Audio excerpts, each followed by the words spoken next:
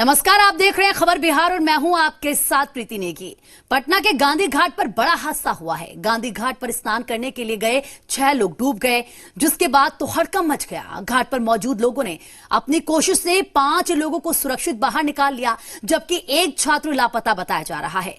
Police के मुताबिक सभी लड़के हनुमान नगर के रहने वाले हैं और गंगा में स्नान के लिए सभी गांधी घाट पर पहुंचे थे। पुलिस ने सभी के परिजनों को इसकी जानकारी दे दी है। एक लड़का जो डूब गया है, उसका पता अभी तक नहीं चला है, उसकी तलाश की जा रही है। पटना से ये दुखद खबर हम आपको बता रहे हैं। गांधी घाट पर बड़ा हादसा हो गया है। तस्वीरें भी आप देख सकते हैं, क्योंकि कैमरे में वो पूरी तस्वीरें कैद हो गई जब ये लोग किस तरीके से वहां पर आप देख सकते हैं नहा रहे थे, थोड़ा सा एंजॉय ये लोग कर रहे थे, लेकिन तभी हादसा हो गया। और ये गनीमत रही कि स्थानीय लोगों ने 5 लोगों को, जो लड़के थे, उनको सुरक्षित बाहर निकाल लिया। लेकिन जो एक छात्र जो कहा जा रहा है वो डूब गया, जिसका अभी तक कुछ पता नहीं चल पाया है। हालांकि जो इनके परिजन हैं उनको भी सूचना दे दी गई है। तो जी बिहार झारखंड पर एक्सक्लूसिव तस्वीरें आप देख सकते हैं, पटना की तस्वीरें।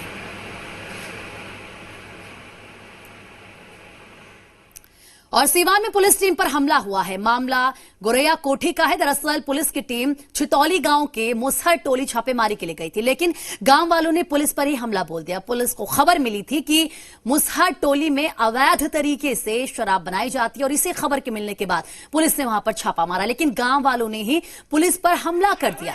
गांव वालों के इस हमले में कई पुलिस वाले घायल हो गए हैं, चोटिल हो गए हैं। एक महिला पुलिसकर्मी का हाथ भी टूट गया है, और इस घटना के बाद इलाके में तनाव है। तस्वीरें जरा आप देखिए किस तरीके से वहां पर हड़कंप मच गया था। सीवान का ये पूरा वाक्य बताया जा रहा है।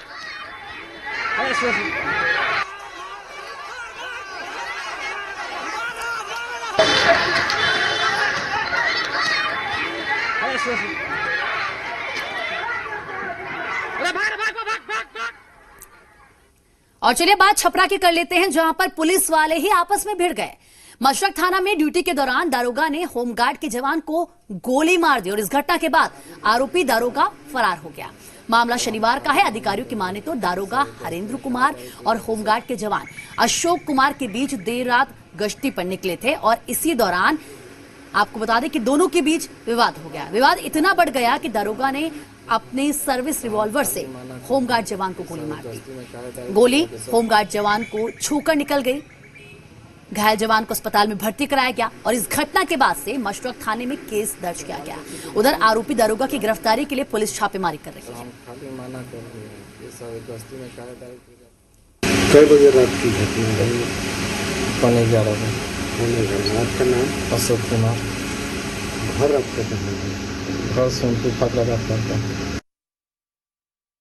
जो जवान के साथ हमारे जो अत्याचार हुआ है, जो घटना हुई है, उस पर न्यायिक दफा लगे, उचित कार्रवाई हो, और उत्पाद एक्ट के तहत उन पर कार्रवाई हो, और उनको डिसमिस किया जाए।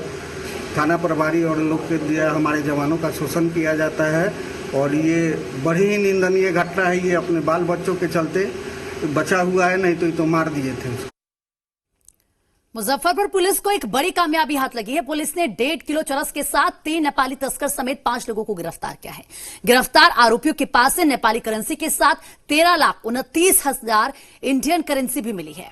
पुलिस अधिकारियों की माने तो नगर थाना की मदद से शहर के टावर चौक के पास से तस्करों को गिरफ्तार किया गया है। आपको ये बता दें कि कल ही 25 किलो चरस मोतिहारी पुलिस की मदद से मुजफ्फरपुर पुलिस ने बरामद की थी। गिरफ्तार तस्कर में 3 नेपाली हैं, जबकि 2 स्थानीय लोग हैं।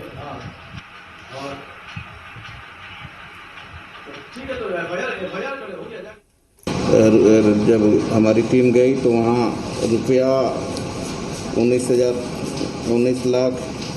14,19,500, साथ में 2 चैन, मोबाइल और 1.5 केजी चरस वहाँ भी मिला।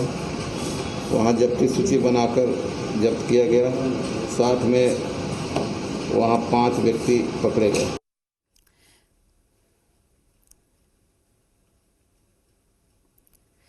मुंबई में ड्रग्स के फैलते कारोबार का नेपाल कनेक्शन सामने आया है। 5 दिन पहले मोतिहारी के रक्सौल में 258 करोड़ का ब्राउन शुगर एसएसपी और कस्टम विभाग ने पकड़ी थी, तो आज मोतिहारी पुलिस ने मुंबई जा रहे लगभग 7 करोड़ के चरस को बरामद किया है। कल देर रात मुंबई जा रहे ऐसे ही ड्रग के एक बड़ी खेप को मोतिहारी पुलिस ने चकिया के टोल प्लाजा के पास से बरामद किया है। मोतिहारी एसपी नवीन चंद्र झा को सूचना मिली थी कि महाराष्ट्र नंबर की कार से चरस की खेप मुंबई जा रही है। सूचना मिलने के बाद एसपी ने चकिया पुलिस को NH 28 पर चकिया टोल प्लाजा से गुजरने वाली प्रत्येक हर एक गाड़ियों की तलाशी के निर्देश दिए और इसी दौरान महाराष्ट्र नंबर की Swift Dzire car Chakia toll plaza पर जैसे ही पहुंची, जब चेकिंग की गई तो 2 लोग बैठे हुए थे। कार की सघन तलाशी लेने पर कार के अंदर रखे काले रंग के बैग से 26 किलो चरस बरामद हुआ।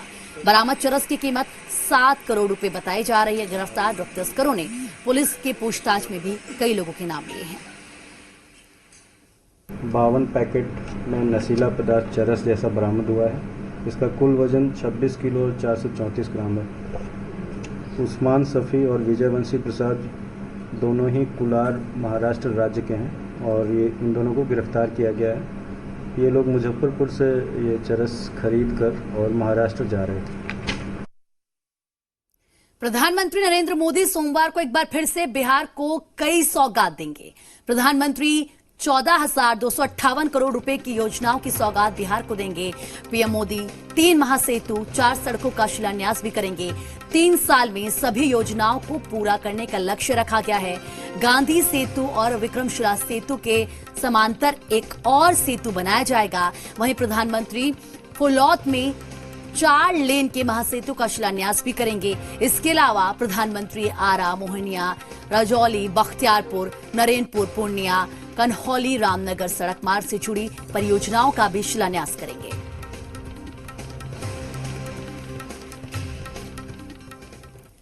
प्रधानमंत्री नरेंद्र मोदी 21 सितंबर यानी कि सोमवार को भागलपुर के विक्रमशिला सेतु के समांतर एक नए पुल का शिलान्यास करेंगे। कार्यक्रम को लेकर युद्ध स्तर पर तैयारी की जा रही है। जिलाधिकारी ने कार्यक्रम को देखते हुए 0 माइल स्थित शिलान्यास स्थल का जायजा लिया और अधिकारियों को कई दिशा निर्देश दिए। इस मौके पर डीएम ने कहा कि समांतर पुल को लेकर जमीन अधिग्रहण का कार्य अंतिम चरण में चल रहा है।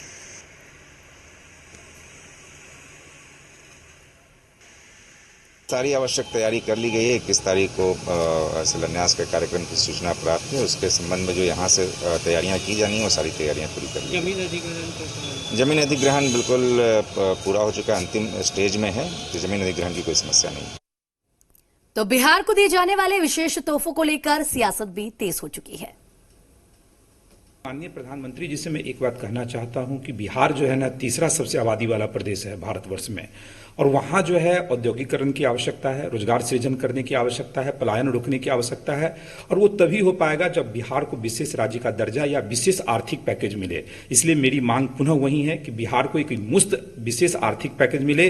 बिहार मांगे मोड़, इसको ध्यान में रखते हुए प्रधानमंत्री जो है एक विशेष आर्थिक पैकेज देने का काम करें, तभी मेरा आत्मनिर्भर बिहार जैसो बन पाएगा। अब जो एक बड़ा ऐलान है कि बिहार के हर गांव को स्टेट हाईवे और नेशनल हाईवे से जोड़ा जाएगा, उसके बाद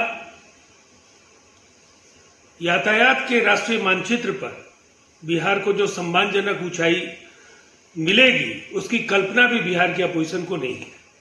लेकिन सराहना करने की अपेक्षा हम नहीं करते हैं। बदस्तूर उनका विरोध जारी रहे, इसलिए कि उनका काम नहीं करना है, केवल विरोध दर्ज कराना है। आप ये शिलान्यास और उद्घाटन बंद कीजिए और बिहार को पहले जितने वादे आपने किए थे सबका हिसाब किताब पहले चुकता कीजिए।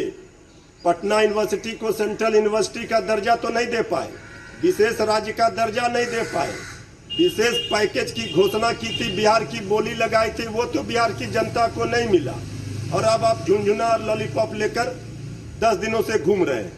प्रधानमंत्री जी ने बिहार में चुनाव से जो 1.25 लाख करोड़ की बोली लगाई थी उसमें उन्होंने 1 रुपया भी नहीं दिया।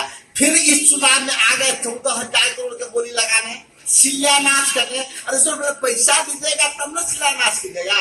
पिछले चुनाव की तरह प्रधानमंत्री इस बार भी ठगने आ गए हैं। पिछले बार भी प्रधानमंत्री को पटखनी किया बिहार की जनता, और इस बार तो महापटखनी उनको देगा। झूठ मूठ का शिलान्यास करते फिरते थे।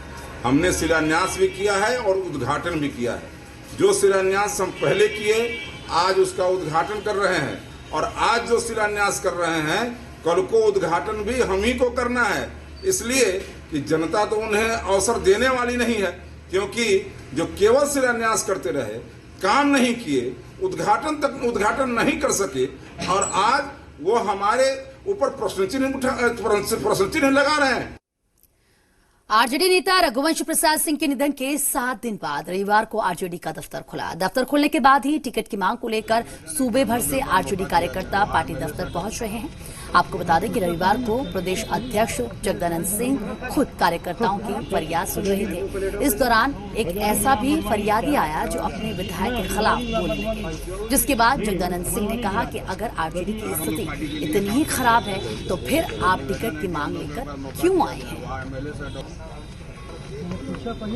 2003 से लगातार जी हम राष्ट्रीय जनता दल के युवा के अध्यक्ष रहे हैं, जिला में भी उपाध्यक्ष रहे हैं, नगर निकाय के पूर्व जिला अध्यक्ष भी रहे हैं। जी साहब जिस समय रेल मंत्री थे, लगातार हम लोग पार्टी के लिए काम करते आ रहे हैं। तो निवेदन है कि हम लोग को एक बार मौका दिया जाए। वहाँ MLA सर डॉक्टर शमीम साहब हैं, अभी के बाद जी डॉक्टर शमीम मोहम्मद साहब हैं, और वहाँ का स्थिति जी पूरा नाजुक है जी राष्ट्रीय जनता दल के हम लोग के पार्टी के जो है हालत खराबे वाला सरकार का बना जी।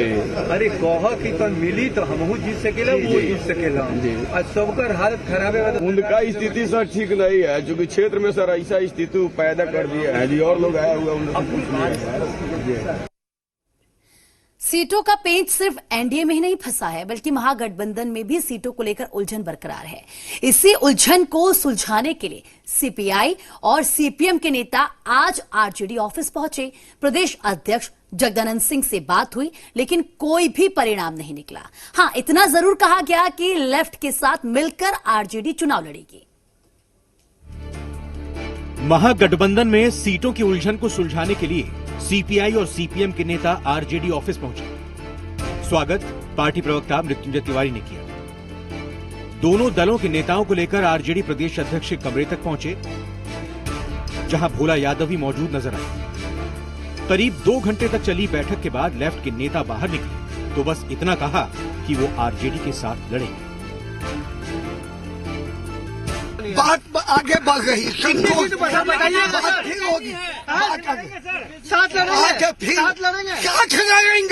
साथ लड़ेंगे। अभी हम लोग एक साथ चुनाव मैदान में जाएंगे। बात का संतोष प्रद है। कब तक उम्मीद रखें सर? इस सप्ताह के अंदर। लेफ्ट के साथ आरजेडी की यह बैठक का कोई नतीजा नहीं निकला, यानी अभी तक लेफ्ट और आरजेडी के बीच सीटों पर कोई तालमेल नहीं हो सका। तो क्या लेफ्ट के साथ गठबंधन का फैसला फंस गया है, या फिर अभी भी उम्मीदें बाकी हैं? मुझे लगता है कि अब आप उस सवाल पर जा रहे हैं जिसका उत्तर अभी किसी के पास नहीं है। अंतिम जब परिणाम आ जाएगा, अरे हम लोग खोज करके आपसे बोलेंगे, आप ही लोग को नहीं बोलेंगे तो हम लोग की बात कैसे नीचे तक जाएगी। फिलहाल महागठबंधन में सीटों का मसला खिंचता ही नजर आ रहा है। लेफ्ट से बात फाइनल नहीं हुई है तो आरएलएसपी और वीआईपी को लेकर भी मामला कुछ साफ नहीं है। आशुतोष चंद्रा, जी मीडिया, पटना।